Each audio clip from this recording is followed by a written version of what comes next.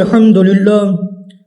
لله وكفى والصلاة والسلام على عباده الذين اصطفى أما بعد فأعوذ بالله من الشيطان الرجيم بسم الله الرحمن الرحيم قال النبي صلى الله عليه وسلم قال من أخطأ خطيئة أو أذنب ذنبا ثم ندم فهو كفارة الله صدق اللہ العظیم۔ میرے اور آپ کے پیارے آقا مدنی کریم علی نبینا علیہ الصلوۃ والسلام کے بہت پیارے صحابی سیدنا عبداللہ بن مسعود رضی اللہ تعالی عنہ میرے اور آپ کے پیارے آقا مدنی کریم علی نبینا علیہ الصلوۃ والسلام کا ارشاد نقل فرماتے ہیں، میرے اور آپ کے پیارے آقا مدنی کریم علی نبینا علیہ الصلوۃ والسلام نے ارشاد فرمایا، جس شخص نے کوئی غلطی کی یا کوئی گناہ کیا پھر اس پر شرمندہ ہوا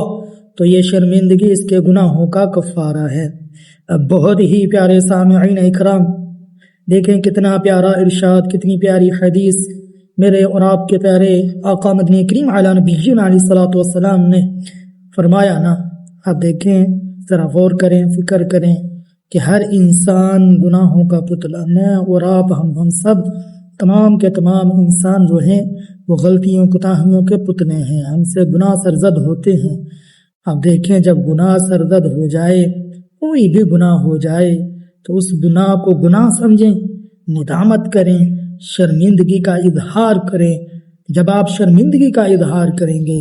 جب آپ اللہ کے حضور اس گناہ کو مانیں گے، ہاں اللہ یہ مجھ سے یہ بڑا گناہ، کبیرہ، چھوٹا گناہ، صغیرہ سرزد ہو گیا، انسان ہوں، اللہ آپ رحیم ہیں، اللہ آپ غفور ہیں، اللہ آپ معاف کرنے والے ہیں، اللہ آپ کے سوا کوئی معاف کرنے والا نہیں، کوئی رحم کرنے والا نہیں۔ اللہ میں غلطی کر بیٹھا، میں شرمندہ ہوں، مجھے معاف فرما دیجئے، آئندہ سے میں سچی توبہ کرتا ہوں، سچا اقرار آپ کے سامنے کرتا ہوں، دل سے سچی تصدیق اس بات کی کرتا ہوں، اللہ اس کے بعد میں کوئی بھی چھوٹا بڑا گناہ نہیں کروں گا۔